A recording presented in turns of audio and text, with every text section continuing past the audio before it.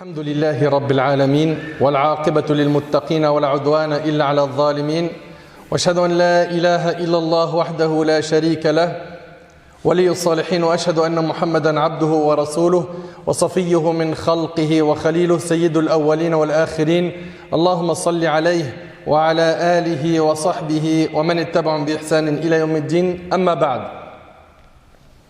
Mes chers frères, mes chères sœurs, aujourd'hui j'ai envie de parler d'un fléau qui s'est énormément répandu et qui me fait vraiment énormément mal au cœur. Ce fléau, ahbab il-kiram, est celui de faire des comparaisons avec ceux qui ont plus que nous dans le dunya. Celui qui a une meilleure voiture que toi, des meilleurs vêtements que toi, un meilleur smartphone que toi, un meilleur ordinateur que toi, un meilleur logement que le tien. Aujourd'hui, on va cibler, Inch'Allah, ce problème, qui est le fait de se comparer à ceux qui ont plus que nous dans la dunya. Et on va voir que notre religion nous appelle à faire l'inverse, à regarder ceux qui sont en dessous de nous, et non regarder ceux qui sont au-dessus de nous. Ahbab al-Kiram, Al-Qur'an, c'est le guide du musulman. Et dans le Coran, il y a énormément de leçons pour les doués d'intelligence, pour ceux qui méditent et qui réfléchissent. Allah tabaraka wa ta'ala nous dit لَقَدْ كَانَ فِي قَصَصِهِمْ عِبْرَةٌ لِأُولِي الْأَلْبَابِ. Dans leur récit, il y a certes une leçon pour les gens doués d'intelligence. Ce n'est point là un récit fabriqué. C'est au contraire la confirmation de ce qui existait déjà avant lui. Un exposé détaillé de toutes choses, un guide et une miséricorde pour des gens qui croient. Et parmi les histoires qu'Allah tabaraka wa ta'ala mentionne dans le Coran, il y a l'histoire de Qarun, que l'on trouve dans Sourate Al-Qasas, la sourate 28.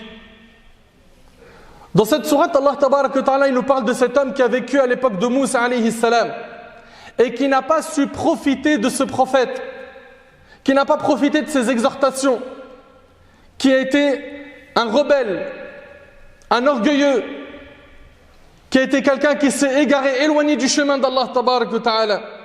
Inna Qaruna kana min qawmi Musa fabagha alayhim wa ataynahu min al-kunuz ma inna mafatihahu latanu bil usbati ulil quwwa.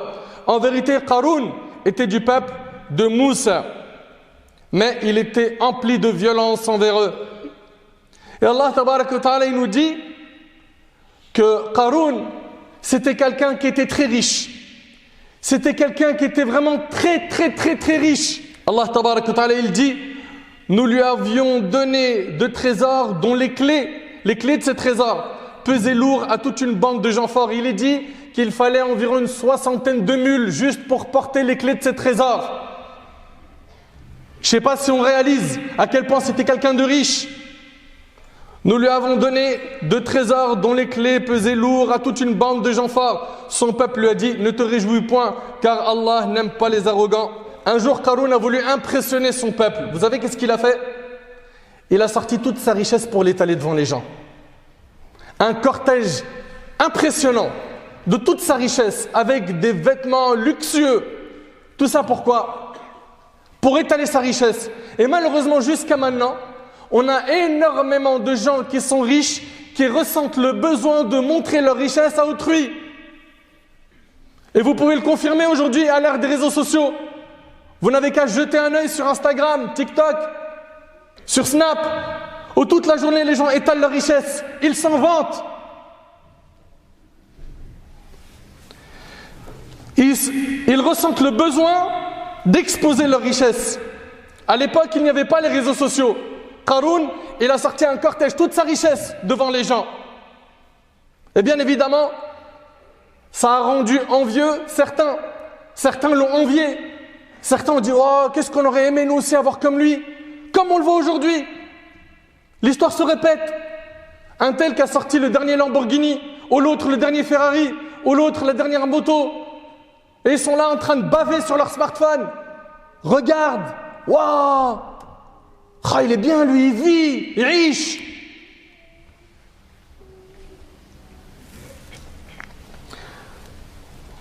Vous qui admirez ce type de personnes, Vous oubliez que ce qu'on laisse voir sur le net n'est pas la réalité de leur vie. Ça, vous l'oubliez énormément. Ils vous montrent qu'une partie de leur vie. Mais toutes ces personnes-là, qui sont très très riches, loin d'Allah, mais vous croyez vraiment que leur vie est ce qu'ils présentent dans les réseaux sociaux? C'est des vies ténébreuses, pleines de tristesse et d'angoisse et de déception. Mais l'être humain, il est faible, le cœur de l'humain est fragile et influençable. Certains, en voyant ces richesses, ils ressentent qu'ils sont lésés. À force de regarder le compte Snapchat ou Instagram d'un tel ou d'une telle qui affiche sa fortune, ces personnes-là ressentent qu'ils n'ont rien comparé à eux. Lui, il claque des doigts, il a le dernier smartphone. Moi, il faut que j'économise 2-3 mois. Et ils font des comparaisons avec qui? Avec ceux qui sont plus riches qu'eux. Et c'est comme cela que les gens ont ressenti les choses à l'époque de Qarun. Les gens dirent فَخَرَجَ عَلَى قَوْمِهِ فِي زِينَتِهِ قَالَ الَّذِينَ يُرِيدُونَ الْحَيَاةَ الدُّنْيَا يَا لَيْتَ لَنَا مِثْلَ مَا أُوتِيَ قَارُونَ إِنَّهُ لَذُو حَظٍّ عَظِيمٍ.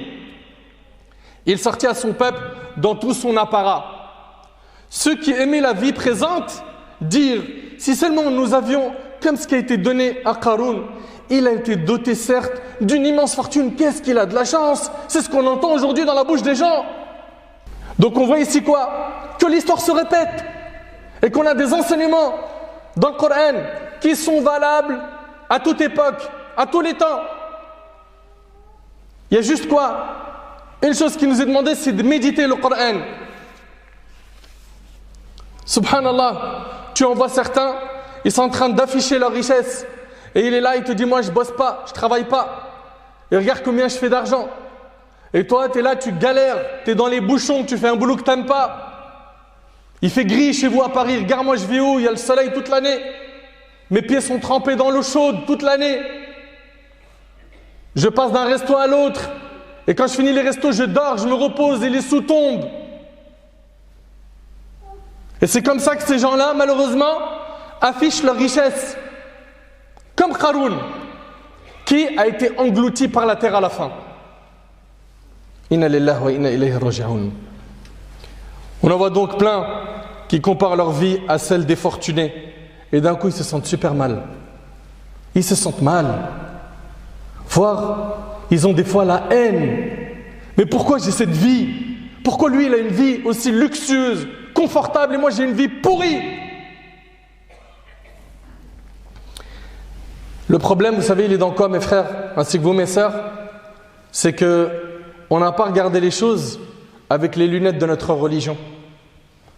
Dans le hadith qui est rapporté par l'imam Bukhari et Muslim selon Abu Huraira radiyallahu anhu, le prophète sallallahu alayhi wa sallam a dit regardez ceux qui sont plus bas que vous. Dans la dunya, on regarde ceux qui sont en dessous de nous et pas ceux qui sont au-dessus de nous. Dans quoi? Dans la dunya. Dans la religion, tu regardes ceux qui sont au-dessus de toi. Ceux qui t'ont devancé dans l'apprentissage de la religion, ceux qui connaissent le Coran par cœur.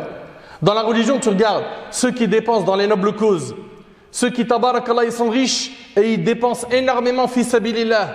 Oui, eux, tu peux les envier, voire il est recommandé de les envier. Tu envies la personne qui a appris la religion, qui la transmet à autrui. Mais jamais de la vie nous a été demandé dans la religion d'envier quelqu'un pour sa dunya. Jamais! Regardez ceux qui sont plus bas que vous et ne regardez pas ceux qui sont plus hauts. Cela est plus à même de vous éviter de sous-estimer le bienfait d'Allah à votre égard. Au lieu de voir celui qui n'a rien, il se compare avec celui qui a tout. Mais compare-toi à celui qui n'a pas de toi. Compare-toi à ceux qui vont au resto du cœur. Compare-toi à ceux qui ont des problèmes de santé, qui sont dans les hôpitaux depuis des mois. Ou l'autre, il est dans un coma depuis je ne sais combien de temps. Compare-toi à ces gens-là qui ne finissent pas leur mois, qui n'ont pas d'eau potable, qui n'ont pas d'éducation, qui n'ont pas d'école, qui ne vivent pas en sécurité, qui sont bombardés. Compare-toi à ces gens-là. Voilà ce que la religion te demande de faire. On s'est tellement détourné de l'islam qu'on fait des mauvaises comparaisons jusqu'à nous frustrer. Tu t'es mis dans ça, pourquoi? Dans cette situation parce que tu t'es écarté du chemin d'Allah subhanahu wa ta'ala. Compare-toi à ceux qui ont des vêtements déchirés. Compare-toi à ceux qui n'ont rien, ils n'ont pas de toit, ils dorment dehors, vous n'en voyez pas, même en hiver.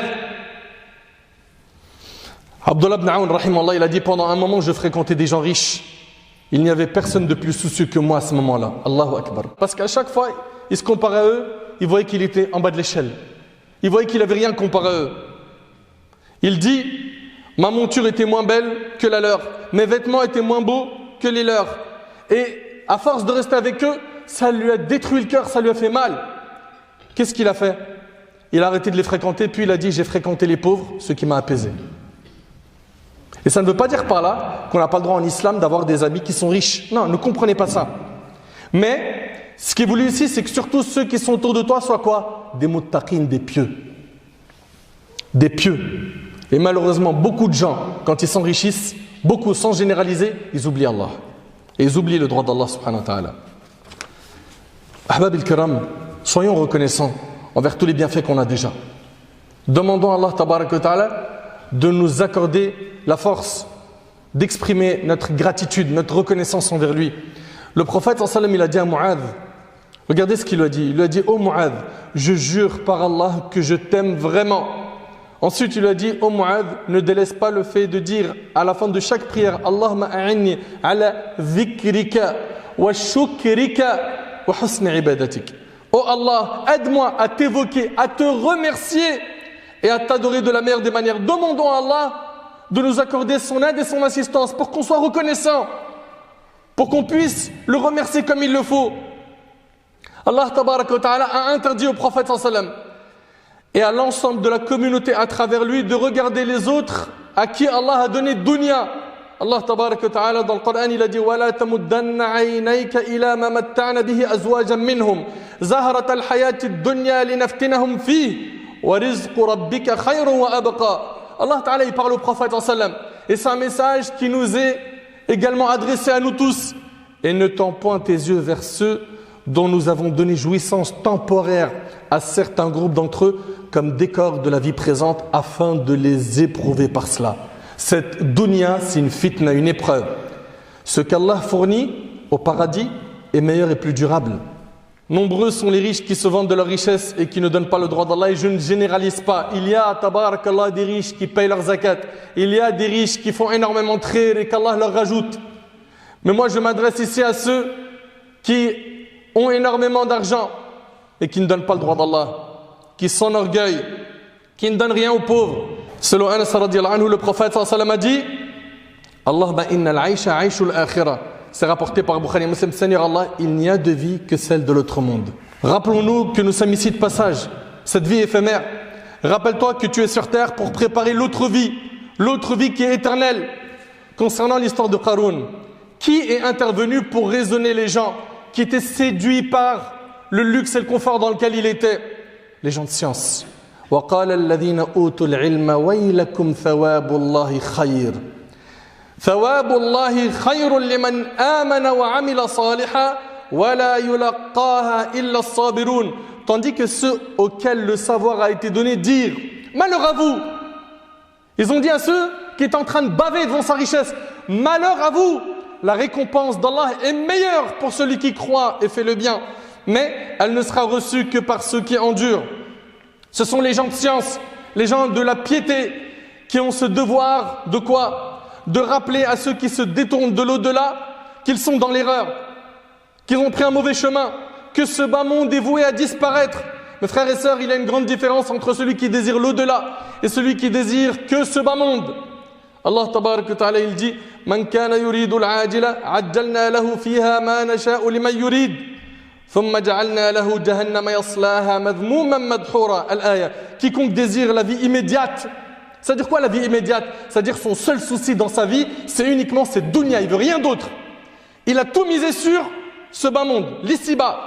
Quiconque désire la vie immédiate, nous nous hâtons de donner ce que nous voulons.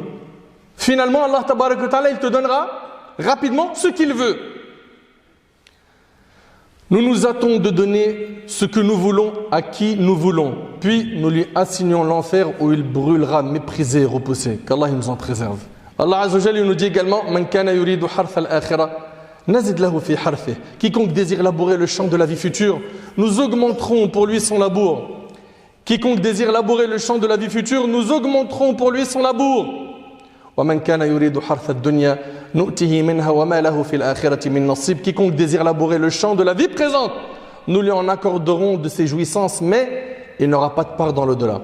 Frères, mes sœurs, les croyants ne font pas de ce bas monde leur principal objectif. Les croyants ne se concurrencent pas, ils ne se rivalisent pas avec les gens de ce bas monde. Ils leur laissent ce bas monde parce qu'ils savent que ce bas monde auprès d'Allah, il ne vaut pas l'aile d'un moustique. Allahu Akbar. Méditez, barakallahu fikum. Allah tabarak wa ta'ala, il nous dit concernant cette vie, وَمَا الْحَيَاةُ الدُّنْيَا إِلَّا مَتَاعُ الْغُرُورِ. Et la vie présente n'est que jouissance trompeuse. Il nous dit également Azza wa Jal, وَمَا هَذِهِ الْحَيَاةُ الدُّنْيَا إِلَّا لَهْوٌ وَلَعِبٌ وَإِنَّ الدَّارَ الْآخِرَةَ لَهِيَ الْحَيَوَانُ لَوْ كَانُوا يَعْلَمُونَ. Cette vie d'ici-bas n'est qu'amusement et jeu. La demeure de l'au-delà est assurément la vraie vie, s'ils savaient. Si seulement on savait que la vraie vie, c'est pas celle-là, on aurait mis toute notre énergie à adorer Allah, à nous réformer, à nous détacher des péchés, à arrêter d'être scotchés à nos smartphones, à avoir des mauvais exemples, des mauvais modèles, à absorber des tonnes de péchés via ces smartphones et ces écrans que l'on a aujourd'hui. La vraie vie est celle du paradis, une vie éternelle, une vie sans souci, sans angoisse, une vie où on est heureux pour l'éternité. Qu'Allah subhanahu wa ta'ala nous accorde le Jannah. Une vie sans problème. Mais le paradis, il est pour qui? وَالْآخِرَةُ عِنْدَ رَبِّكَ لِلْمُتَّقِينَ. L'au-delà auprès de ton Seigneur et pour les pieux. L'au-delà auprès de ton Seigneur et pour les pieux. Ali ibn Abi Talib radiyallahu ta'ala anhu a dit, et c'est avec ça que je termine, la vie présente s'en est allée en tournant le dos. Et l'au-delà s'en est allé pour nous rencontrer. Et chacun d'entre eux possède ses enfants. Cette vie, elle a des enfants, la dunya, et l'au-delà a des enfants. Soyez donc parmi les enfants de l'au-delà et ne soyez pas parmi les enfants de la vie présente. Car aujourd'hui on œuvre sans qu'on soit jugé et demain sera le moment d'être jugé sans pouvoir œuvrer. J'implore Allah subhanahu wa ta'ala de m'accorder ainsi qu'à vous une bonne compréhension de notre religion. J'implore Allah tabarak wa ta'ala de faire de nous des gens reconnaissants, de faire de nous des gens pieux. J'implore Allah tabarak wa ta'ala de nous pardonner nos manquements, de nous accorder une bonne fin. J'implore Allah subhanahu wa ta'ala de nous guider vers la droiture jusqu'à notre dernier souffle.